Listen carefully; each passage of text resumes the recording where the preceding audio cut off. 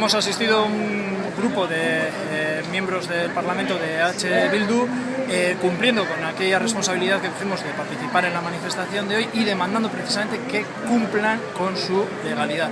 Con su legalidad hoy podrían ser más de 200 presos y presas políticas vascas los que podrían estar con nosotros en las calles de Euskal Herria y con esa demanda hoy vamos a llenar las calles de Bilbo. Una mención especial al gobierno francés que precisamente esta noche ha mantenido esas legislaciones especiales, esas medidas de seguridad antiterrorista precisamente en un momento que no se puede alegar que haya una amenaza de ese calibre o de ese estilo.